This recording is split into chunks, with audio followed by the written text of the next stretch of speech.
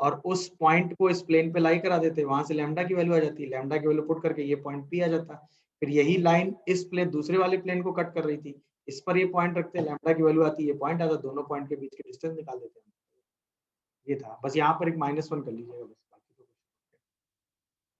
Done. बोलिए। Yes 12 से पहले कोई और डाउट है? 12 से पहले किसी के पास कोई और डाउट है तो बताएं। कि आपको एक प्लेन का डायरेक्शन रेशियो निकालना है, ठीक है, जिस प्लेन पर 2 पॉइंट दिए हुए हैं, तो 2 पॉइंट दिए हुए, तो एक प्लेन पर एक वेक्टर पी क्यू मिल गया, तो उस वेक्टर का डीआरएस मिल गया। अच्छा, प्लेन के नॉर्मल का डीआरएस हम एबीसी मान लेते हैं, क्योंकि ये वेक्टर प्लेन पे और ये डीआरएस नॉर्मल है, तो इन दोनों के डॉट प्रोडक्ट क्या हो जाएगा, 0। एक इक्वेशन तो आ गई, B plus C equal to 0। अच्छा, इसके बाद ये जो प्लेन जो इन 2 पॉइंट से पास कर रहा है, जिसका डीआरएस एबीसी आपने लिया है वो, और एक नया प्लेन दिया हुआ है y minus Z equal to 5, ये वाला प्लेन, इन दोनों के बीच का एंगल दिया है 45, तो यहाँ से cos 45 आप लगा दो, y minus Z plus 5 equal to 0 का डीआरएस, नॉर्मल का डीआरएस हो गया 0 1 -1, तो यहाँ से cos 45 का फॉर्मूला लगाएंगे तो आ जाएगा b minus C upon root 2, वही ना, दो प्लेन के बीच का एंगल होता है ना, a1 a2 plus b1 b2 plus c1 c2 upon root under a1 square plus b1 square plus c1 square plus root under a2 square plus b2 square plus c2 square. तो वहां से ये equation आया, दोनों side square करोगे तो यहाँ से आ जाएगा a square equal to -2bc। अब अगर b प्लस सी 0 है तो b को लैम्डा, c को माइनस लैम्डा ले लो, यही दोनों वैल्यू उठा के यहाँ रख दो, तो यहाँ से a की value plus minus root 2 lambda आ जाएगी, यानी नॉर्मल का डीआरएस क्या आ गया, plus minus root 2 lambda, lambda and minus lambda. अब अगर लैम्डा को रूट 2 लोगे तो ये आंसर मैच कर जाएगा, और अगर लैम्डा को 1 लोगे तो ये आंसर मैच कर जाएगा, तो इसके दो आंसर हो गए बी और डी। समझ रहे हैं कि नहीं सब लोग, बोलिए। Yes sir. Yes sir. तो बस हमने वही डीआरएस एबीसी मान लिया है कि नहीं, तो एक कंडीशन ये वाली लगा दी और एक कंडीशन ये वाली लगा दी। क्वेश्चन नंबर 15 डन हुआ, बोलिए, समझ गए होंगे सब लोग, गुड। 15 के बाद 16 भी डाउट पूछा गया था। अच्छा, 16 में प्रॉब्लम क्या है कि आपको ये लाइन दे रखी है, ठीक है, इस लाइन का इस प्लेन पर प्रोजेक्शन निकालना है, और एक ऐसा प्लेन निकालना है जो इस प्रोजेक्शन लाइन और इस लाइन दोनों लाइन को कवर करता हो। अब ध्यान से देखना, अगर हम किसी प्लेन पर किसी लाइन का प्रोजेक्शन निकालेंगे, तो वो जो प्रोजेक्शन से एक प्लेन पास करेगा, वो प्लेन हमेशा पहले वाले प्लेन के परपेंडिकुलर होगा। ये बात एग्री करते हो कि नहीं? अगर हम इस प्रोजेक्शन लाइन और इस लाइन को ज्वाइन करके एक प्लेन खींचे, क्योंकि प्रोजेक्शन का मतलब ही यही होता है ना, प्रोजेक्शन में हम क्या करते हैं, यहाँ से दोनों फुट ऑफ परपेंडिकुलर ड्रॉप करके ये प्रोजेक्शन निकालते हैं, तो ऑब्वियसली ये जो प्लेन बनेगा, ये प्लेन इस गिवन प्लेन के कैसा होगा, परपेंडिकुलर होगा हमेशा, होगा कि नहीं होगा? तो अब क्वेश्चन इस प्रोजेक्शन लाइन को निकालने में अपना टाइम वेस्ट नहीं करना है, हमें क्या करना था, हमें इस प्लेन की इक्वेशन निकालनी है जो इन दोनों लाइनों को कंटेन करता है। तो है क्या, ये प्लेन इस लाइन को कंटेन करता है और इस गिवन प्लेन के परपेंडिकुलर है, बस ये है सिचुएशन, है कि नहीं? तो इस लाइन को कंटेन करता है, मतलब इस लाइन के एक पॉइंट को कंटेन करता है, इस लाइन के डीआरएस और प्लेन के नॉर्मल का डीआरएस 90, इस प्लेन और इस प्लेन के बीच का एंगल, मतलब दोनों के डीआरएस का प्रोडक्ट 90, तो सीधा ये वाला कॉन्सेप्ट लगा देंगे। मैंने आपको एक 3D का लेक्चर भेजा था, जिसमें मैंने अलग अलग एंगल से 11 तरीके बताए थे कि प्लेन, लाइन और पॉइंट लेके आप इक्वेशंस कैसे निकालते हो, उसमें से ये एक है, ठीक है ना? अब ये कार्टेशियन वाली इक्वेशन लिख लेंगे ना, बोलिए। एक प्लेन की इक्वेशन निकालनी है जो एक लाइन को कंटेन करता है और एक प्लेन के परपेंडिकुलर है, बोलो भाई। तो वही x minus x1 y minus y1 z minus z1 a1 b1 c1 line का DRs, a2 b2 c2 plane के नॉर्मल का डीआरएस, इसी को सॉल्व कर दीजिए, प्लेन की इक्वेशन आ जाएगी। इस प्लेन पर a पॉइंट लाई करता है, आंसर आ जाएगा। क्या ये बात आप लोगों को समझ में आई, नहीं आई, बताओ कि नहीं समझे? मेथड एक बार फिर से बता दीजिए। देखो क्या था, ये था, ये एक लाइन थी r, a plus lambda b, ध्यान देना, ये पॉइंट p था, इसका पोजीशन वेक्टर p था, यहाँ से आपको इस पे डाली की परपेंडिकुलर डिस्टेंस निकालनी है, तो हमने इस लाइन पर एक पॉइंट ले लिया, a होगा ना इस लाइन पे कहीं, बोलो, तो ये वाला वेक्टर आ गया p माइनस ए, ये एंगल अगर हम थीटा कह दें, तो ये वाली जो लेंथ होगी वो होगी mod of p minus A into sine theta, होगी कि नहीं होगी बताओ?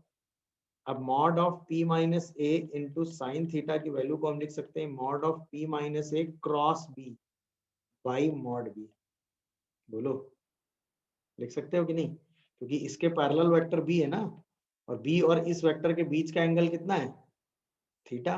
तो अगर हम साइन थीटा की डेफिनेशन लिखें तो साइन थीटा की डेफिनेशन यही तो होगी, mod of P minus A cross B by mod B into mod of P minus A. बात मेरी समझ रहे हैं सब लोग कि नहीं, क्रॉस प्रोडक्ट यस सर। यही तो होगी। अब हमें किसकी वैल्यू चाहिए, mod of P minus A into sine theta, तो यही हो गई। नहीं समझे बताओ, और ये डिस्टेंस हो गई। जैसे आपने ये वाला प्रोजेक्शन निकालना सीखा होगा, ये वाला सीखा है कि नहीं वेक्टर में, ये वाला प्रोजेक्शन, इसको आप क्या कहते हैं, इस यस वाले सर। प्रोजेक्शन को P minus A dot B by mod B, याद आया, that is P minus A cos theta होता है ना ये वाला प्रोजेक्शन। ऐसे ये वाला प्रोजेक्शन होता है mod of P minus A sine theta, बस ये फर्क है। समझ गए सब लोग कि नहीं, बोलो। तो अब लाइन के केस में परपेंडिकुलर डिस्टेंस निकालने का ये शॉर्टकट है, लाइन के केस में परपेंडिकुलर डिस्टेंस निकालने का ये शॉर्टकट है, वरना आपको ये पॉइंट पॉइंट निकालने में थोड़ी ज्यादा मेहनत हो जाएगी। बट अगर आपको फुट ऑफ परपेंडिकुलर निकालना है तो ये पॉइंट निकालना पड़ेगा, बट अगर परपेंडिकुलर डिस्टेंस निकालनी है तो ये शॉर्टकट आप लगा सकते हैं। क्या ये शॉर्टकट आप लोगों को समझ में आया, बताओ, बोलिए भाई। Yes sir. अब ये पॉइंट आपको दिया था बीटा जीरो बीटा, इस लाइन पर एक पॉइंट था 0 1 और -1, इस लाइन के अलॉन्ग डीआरएस था 1 0 -1। तो इससे b माइनस ए वेक्टर लिखा, b वेक्टर लिखा, दोनों का क्रॉस प्रोडक्ट लिया, उसी का मॉडुलस निकाला और उसको √2 से डिवाइड कर दिया, दैट इज इक्वल टू √3/√2। यहाँ से बीटा की दो वैल्यू आ गई, 0 और -1। देख लीजिए, कोई कंफ्यूजन आ रहा हो तो बताइए। बोलते नहीं हो यार तुम लोग, ये गलत बात है। 34 में शायद मिसप्रिंट होती है। क्या, जैसे 2 पॉइंट तो दे ही दिए ना, तो अगर इसको P इसको Q कहते हैं तो PQ वेक्टर तो निकाल ही लोगे। क्या आ रहा है बताओ, 0 इंटू आई और -j और प्लस के, ये आ रहा है शायद, देखियो प्लेन के नॉर्मल का डीआरएस मान लो ABC है कि नहीं, तो ये भी एंगल कितना होगा 90। तो पहली इक्वेशन क्या आ गई, C minus B equal to 0, ये पहली इक्वेशन हो गई। देख लेना सब लोग आराम से, बोलो भाई, क्या ये बात आप लोगों को समझ में आई, हाँ या ना। यस। अच्छा, इसके बाद इस प्लेन और दूसरे प्लेन के बीच का एंगल दे रखा है कितना, 45 डिग्री, और दूसरे प्लेन के नॉर्मल का डीआरएस दे रखा है कितना, 0 1 -1, और इसका डीआरएस दे रखा है कितना, ABC। तो सेम इक्वेशन लगा दो, cos 45 equal to b minus C upon √2 into √a² plus b² plus c²।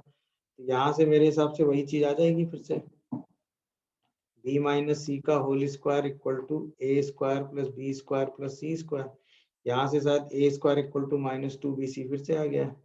अब यहाँ पर b equal to C equal to lambda ले लो, यानी a² equal to 2 lambda square, तो a की वैल्यू +-2 लैम्डा ले लो।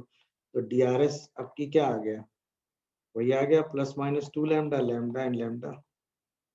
बोलो भाई, यही आएगा ना, अरे हाँ या ना, देख लो सब लोग, है ना। सर इस फिर -2 लैम्डा स्क्वायर हो जाएगा। a² इक्वल टू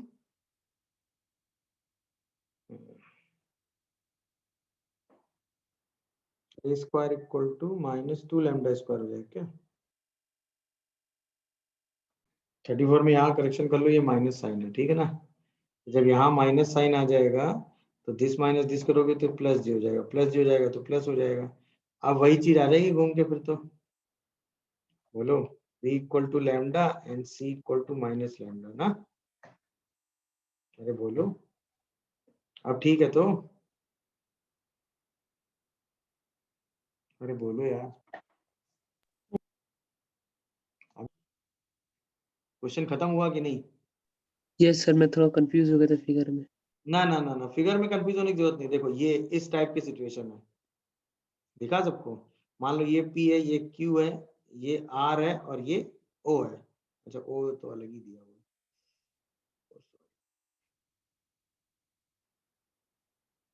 सही है ना। मतलब ये मान लो O है, ये P है, ये Q है और ये R है। इसको आप ले लो 1 2 1, चाहिए ना, इसको आप ले लो 2 1 3, नहीं 2 1 3 और इसको आप ले लो -1 1 और 2। अब बताओ कौन कौन सी सरफेस लेनी है? दो सरफेस लेनी है, OPQ, एक ये सरफेस लेनी है, और PQR, एक ये बाहर वाली सरफेस लेनी है। इन्हीं दोनों सरफेस के बीच का ही तो एंगल चाहिए, बताओ बोलो। तो पहले OPQ सरफेस पे दो वेक्टर आपको मिल रहे हैं कि नहीं? अरे हाँ या ना? एक वेक्टर आपको मिल रहा है I + 2j + k, एक वेक्टर आपको मिल रहा है 2I + j + 3k। इसके नॉर्मल का DRS निकाल लोगे कि नहीं? N1 क्रॉस N2 करके यस सर। आ जाएगा कि नहीं? तुरंत DRS निकाल लो। I j k 1 2 1 2 1 3। मेरी बात समझ रहे हो कि नहीं? तो वो I times of 6 - 1 5 minus j times of 3 - 2 1 और प्लस k टाइम्स ऑफ 1 - 4 - 3। देख लो सब लोग आराम से। अच्छा, इसके बाद दूसरी वाली फेस कौन सी मिल रही है? ये PQR। दूसरी वाली फेस कौन सी है? PQR। तो इसमें भी कोई भी दो वेक्टर लिख लो। तो पहले ये लिख लो PQ वेक्टर, तो P - Q, तो -I 2 - 1 + j और 1 - 3 - 2k। और ये लिख लो R - Q, तो -1 - 2 - 3I 1 - 1 0 j और 2 - 3 यानी -k। अब दोनों का क्रॉस ले लो, तो I j k -1 1 -2 -3 0 -1, इन्हीं दोनों का क्रॉस लेके आंसर लिख दो। तो I टाइम्स ऑफ कितना आ गया? 1 माइनस j टाइम्स ऑफ कितना आ गया? बोलो। 1 - 6 और प्लस k टाइम्स ऑफ कितना आ गया? बोलो 3। तो ये कितना आ जाएगा? इसका DRS आ जाएगा 1 5 3 और इसका DRS आ गया 5 - 1 - 3। दोनों के बीच का एंगल निकाल दो cos थीटा। लिख लोगे कि नहीं cos थीटा? बताओ। 5 - 5 + 9 डिवाइडेड बाय √अंडर 1 + 25 + 9 और 1 + 25 + 9। तो आंसर शायद 9 बाई कितना आ रहा है? 35 है। कोई ऑप्शन ए? नहीं समझे भाई? दो फेस थे, दोनों यस फेस सर। पे आपने दो दो वेक्टर लेके दोनों के नॉर्मल का DRS निकाल दिया है, बस ये है। देखो किसी भी प्लेन के नॉर्मल का DRS निकालना हो तो बस उस प्लेन पर दो वेक्टर सर्च करो, है कि नहीं? अगर उस प्लेन पर दो वेक्टर मिल जाएं या प्लेन के पैरेलल दो वेक्टर मिल जाएं या एक वेक्टर प्लेन पे एक उसके पैरेलल मिल जाए तो उनका क्रॉस प्रोडक्ट लेके आप प्लेन के नॉर्मल का DRS निकाल सकते हैं। समझ गए कि नहीं? और अगर नॉर्मल का DRS आ गया तो उनके बीच का एंगल आप निकाल ही लो।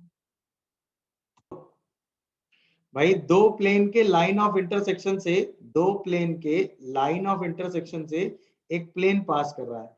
ये प्लेन है P1 = 0, ये प्लेन है P2 = 0। तो ये वाला plane P1 + lambda times of P2 = 0 होगा कि नहीं होगा? ये बताओ। यही तो है। तो प्लेन क्या होगा? x + 2y + 3z - 2 + lambda times of x - y + z - 3 = 0।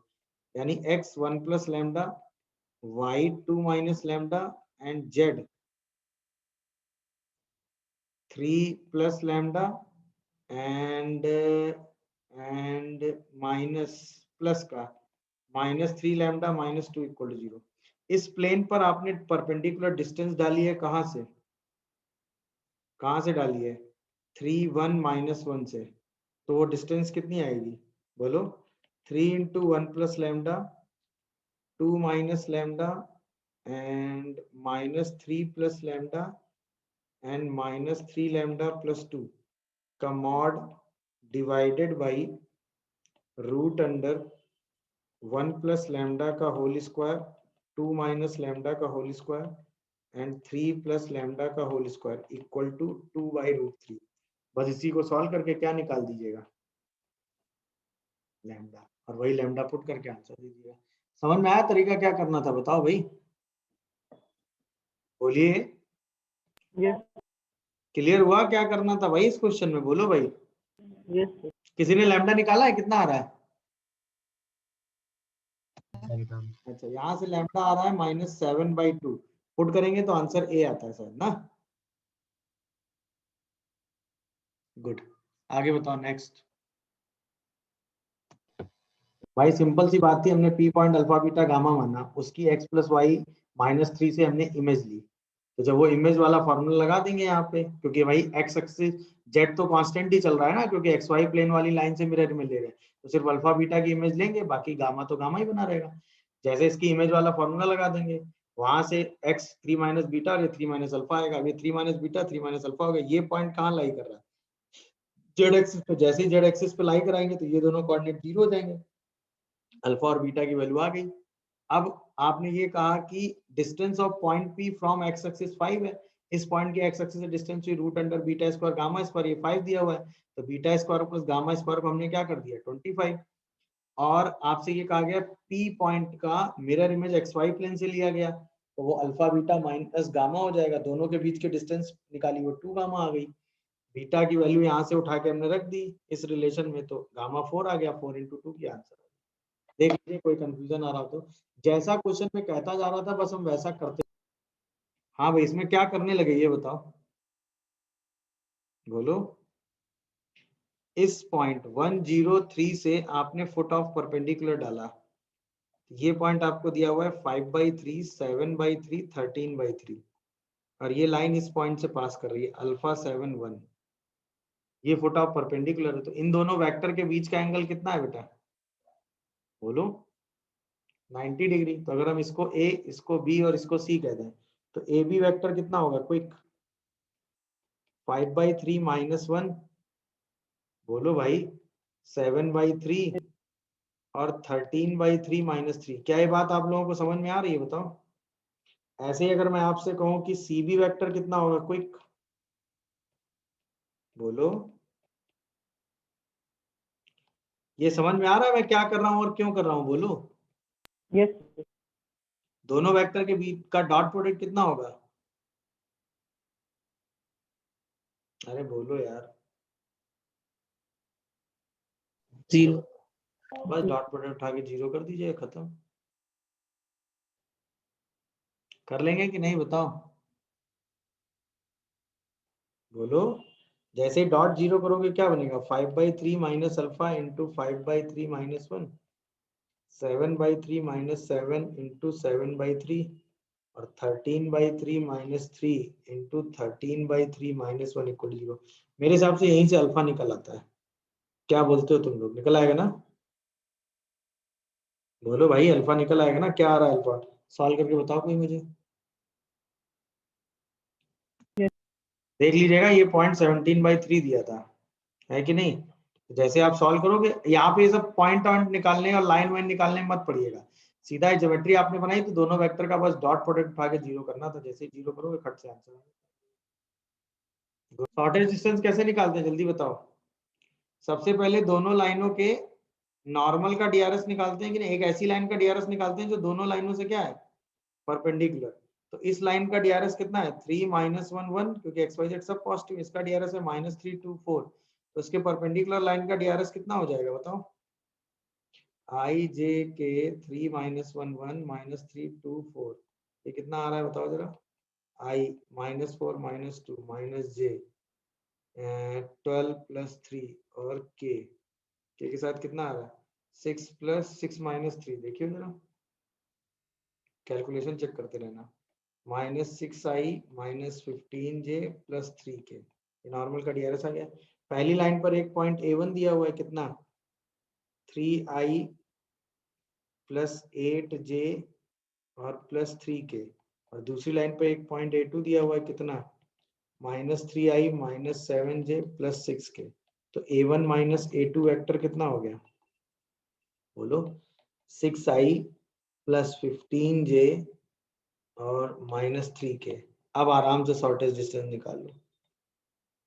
याद आया, शॉर्टेज डिस्टेंस का डायरेक्ट रिजल्ट होता है, क्या होता है, mod of A1 - A2 dot n divided by mod n, यही तो करेंगे। तो ये आ जाएगा 36 + 225, 36 + 225 और प्लस का 9 और होल डिवाइडेड बाई कितना, सेम रूट अंडर 36 + 225 प्लस का 9। अरे ये तो सीधा ही कैंसिल हो गया, ये और ये उठा कैंसिल कर दिए, तो आंसर क्या आ गया, 225 + 9 + 36, कितना हो गया मिला के, बोलो भाई। 270 हो गया क्या? देखियो जरा आंसर क्या 3√30 आ रहा है सी। बोलो भाई।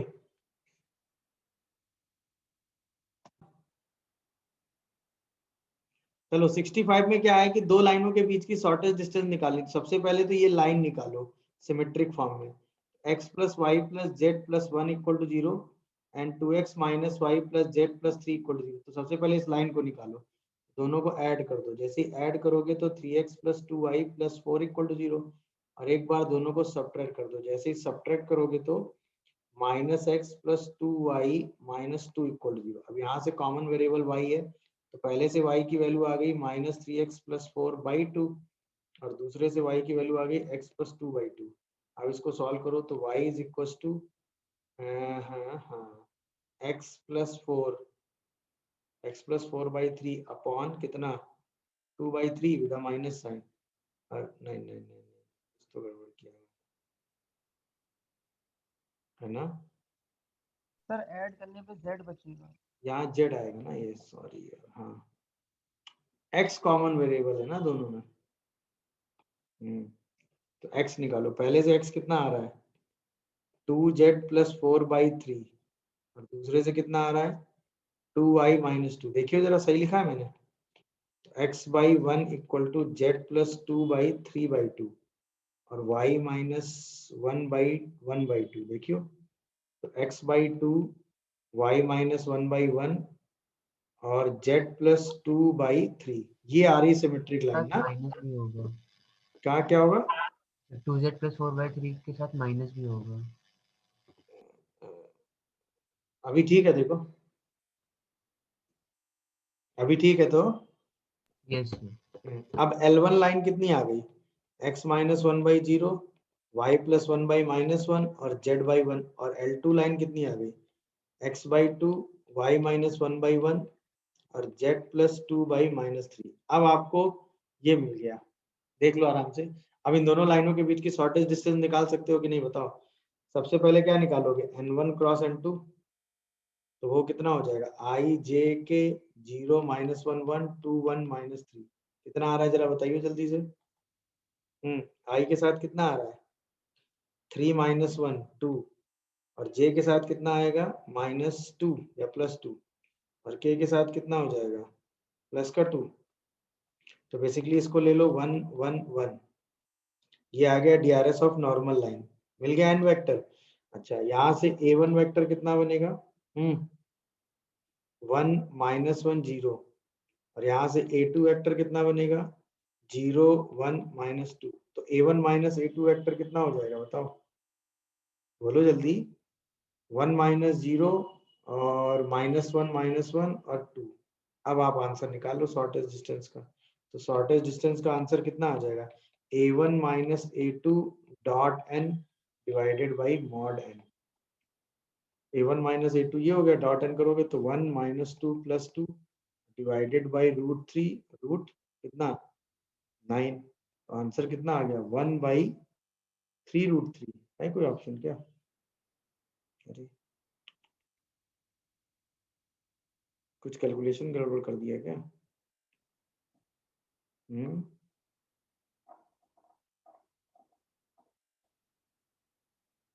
क्यों भाई, कुछ कैलकुलेशन गड़बड़ है क्या?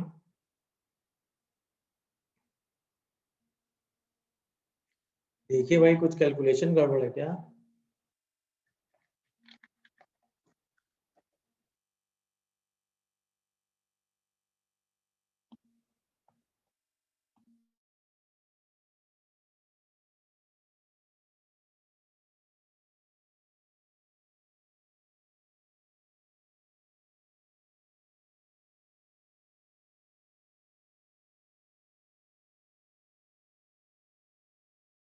डिनोमिनेटर में सिर्फ √3 होगा।